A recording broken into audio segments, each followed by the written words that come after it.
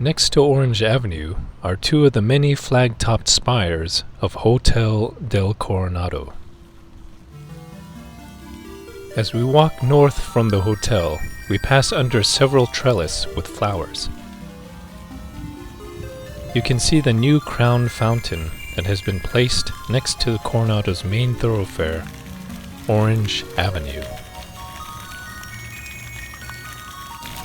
The crown at the center references Coronado and the crown room within the hotel itself.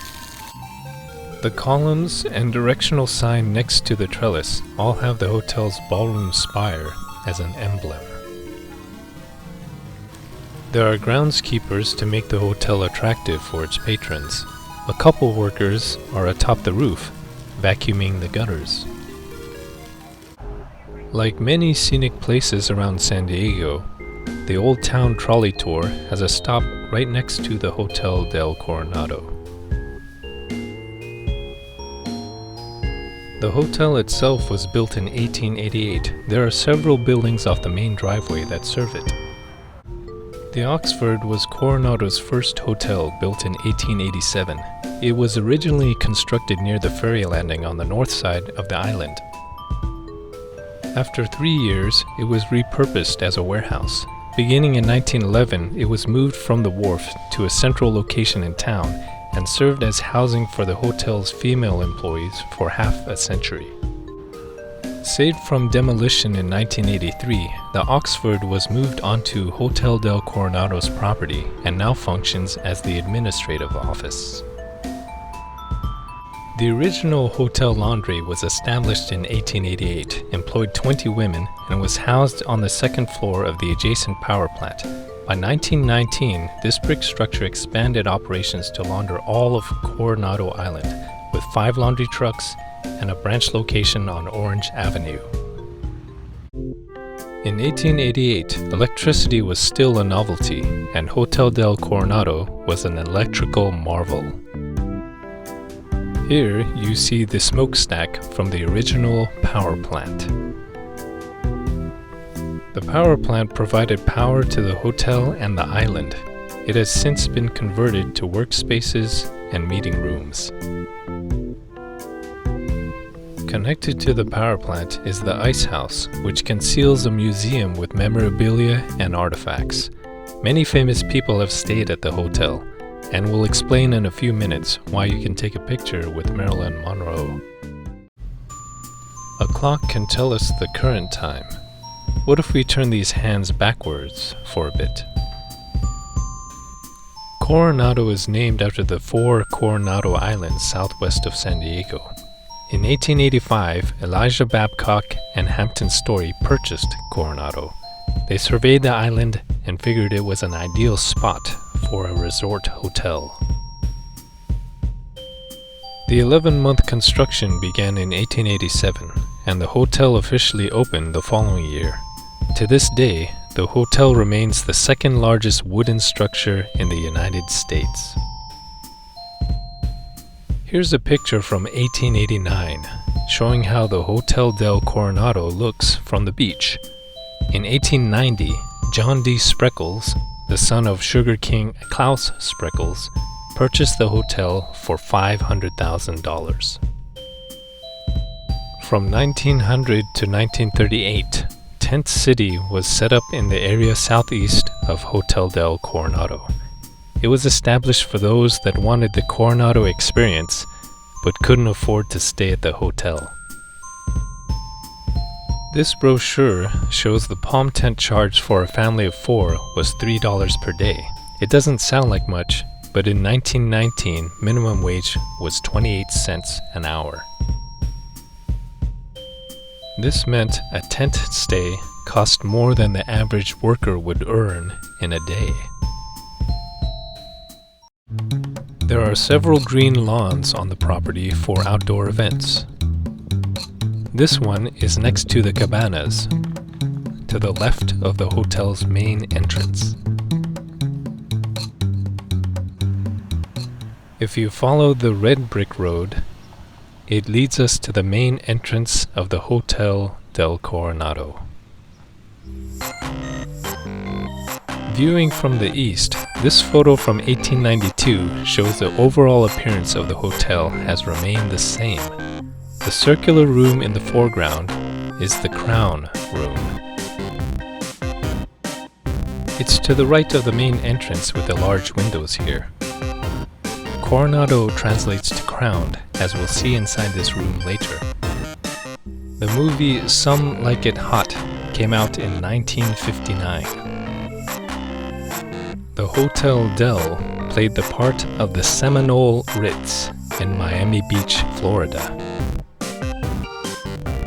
It is a comedy that stars Tony Curtis, Jack Lemmon, and Marilyn Monroe.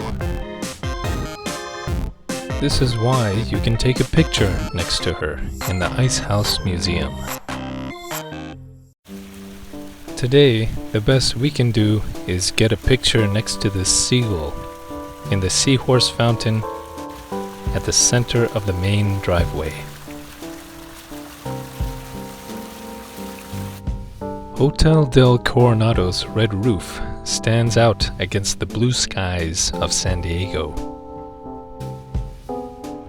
The ballroom's turret stands at 120 feet high and provides a commanding view, although it isn't open to the public. The rest of the hotel welcomes guests as well as visitors who want to explore the hotel and see the sights. Its red shingled spires and elegant Victorian style contribute to its feel as a fairy tale castle. Longtime resident of San Diego, Dr. Seuss, was inspired by the hotel to create this painting in 1970. I dreamed I was a doorman at the Hotel del Coronado.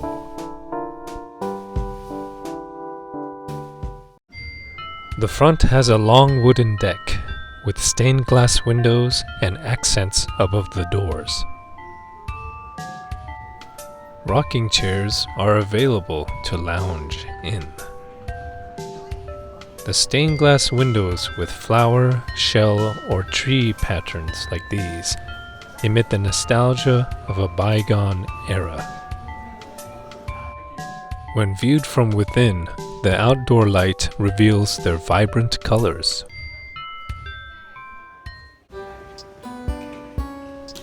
As we walk into the Hotel del Coronado, we see many guests lined up to check in under the intricate woodwork and hand-blown glass chandelier. The reception desk is on the left when entering the main lobby. This area used to be called the Rotunda, and lighting seems to have been kept slightly subdued to give a more intimate atmosphere. The center chandelier has crystal accents in honor of the original design. In late 2021, all of the wood surfaces in the lobby were hand-stripped and stained to their original dark wood color. The birdcage elevator received mechanical upgrades, and the entire space has been expanded.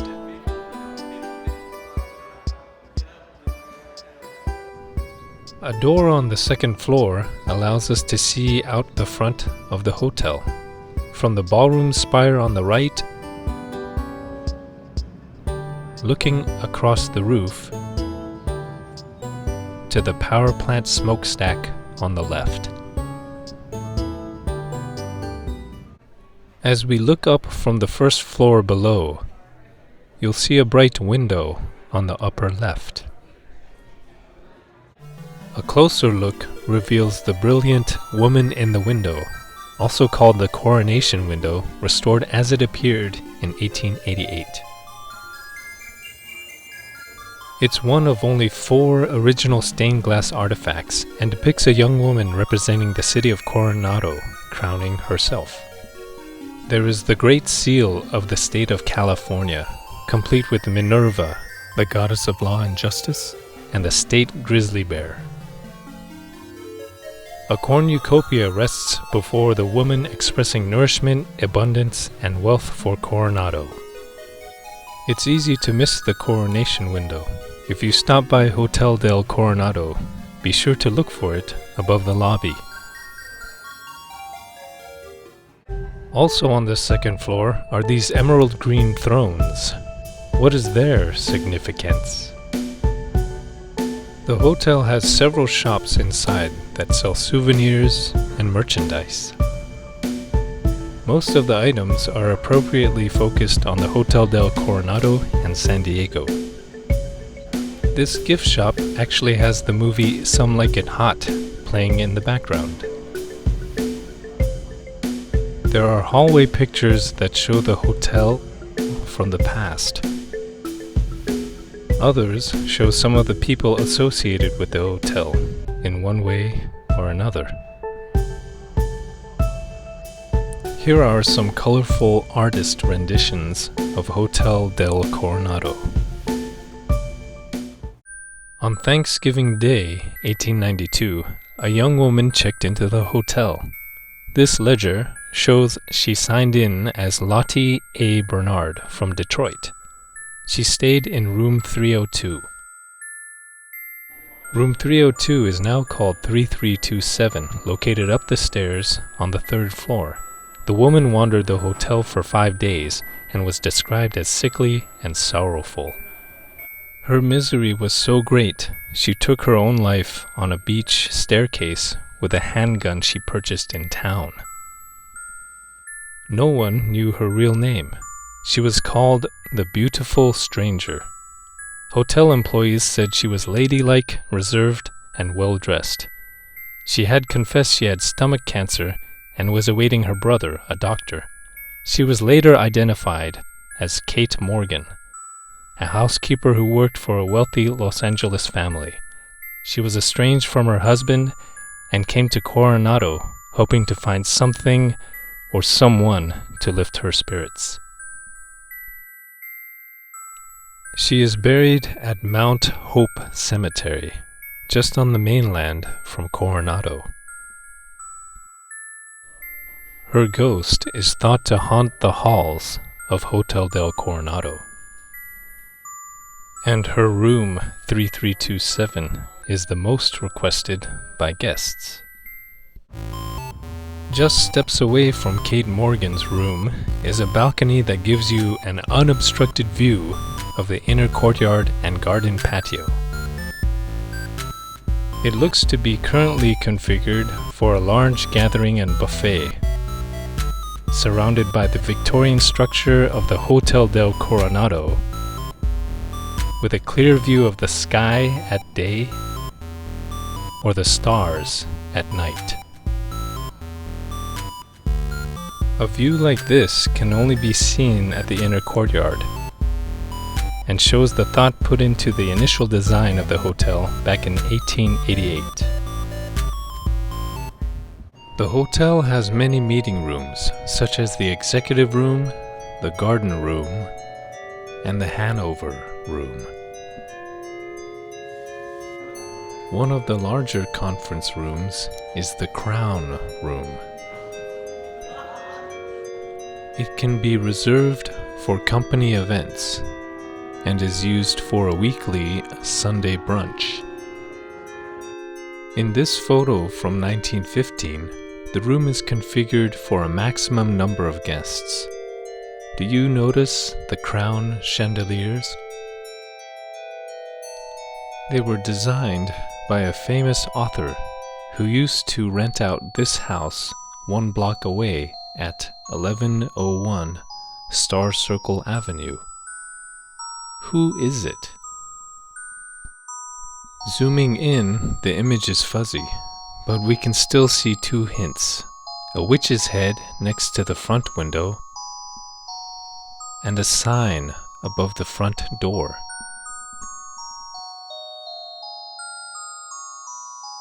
The Wizard of Oz author L. Frank Baum stayed at the Hotel del Coronado for months at a time, from 1904 to 1910. He wrote several of his books while in Coronado and designed the chandeliers for the Crown Room. The most recognizable spire of the hotel houses the ballroom. The ballroom accommodates up to 600 guests and is used for weddings or any other large gathering. It has a built-in stage. A suspended ceiling has been installed for better acoustics. The crystal chandeliers are height adjustable to the guest's preference, and the panoramic windows grant sight of the ocean. Outside the front of the hotel, a path leads toward Sundays at the Dell, with a giant rainbow popsicle. The Eno Market and Pizzeria is here. Here is the Babcock and Story, named after the creators of the Hotel del Coronado.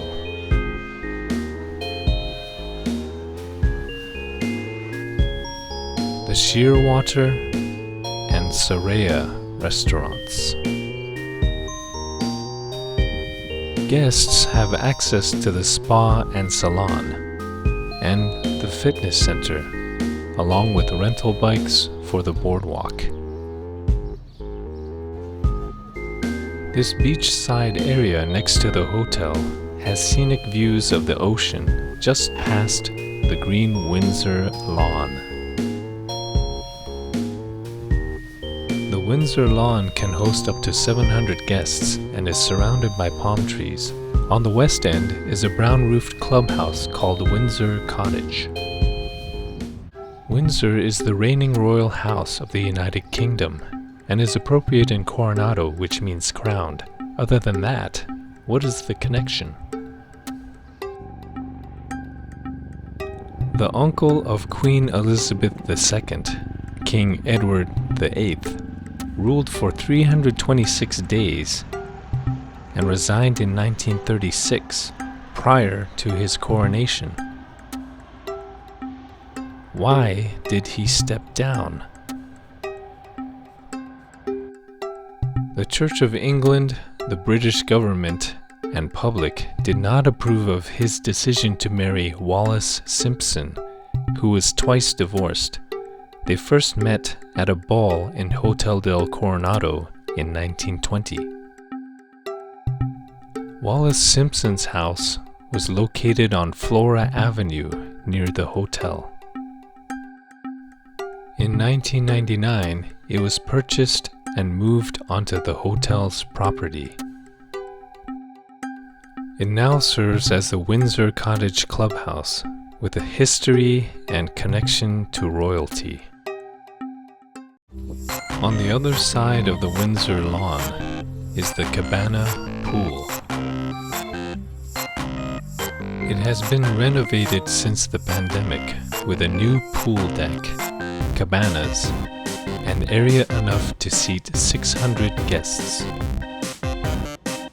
The pool's location next to the main ballroom and spire is a complement to enjoy the beach, the water, and the sun.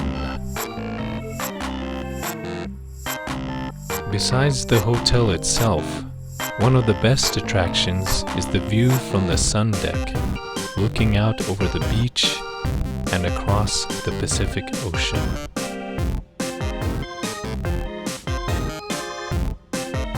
The Coronado Beach is very flat and wide, with Point Loma on the horizon. If you look in the distance, you'll see sand dunes with ice plants on top.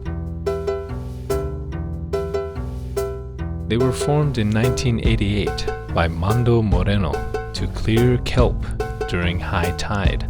From above, you can see they spell out Coronado. Expanding out, it looks like there were efforts to spell out the word beach or beaches, but the years and weather will eventually hide that mystery too. The beach sand extends quite far from the hotel itself and allows the guests to relax in the sun or enjoy the sound of the waves. Anyone is welcome to rest on the beach, even if they're not staying at the hotel. Looking southeast toward the Coronado shores, we see a breakwater of rocks set up to protect the shoreline. In the early 1900s, it was part of an attempt to create a harbor for a boat dock. The Hotel del Coronado has hosted presidents, royalty, famous actors, and artists. Hopefully, you'll get a chance to see it in person one day, even just for a visit.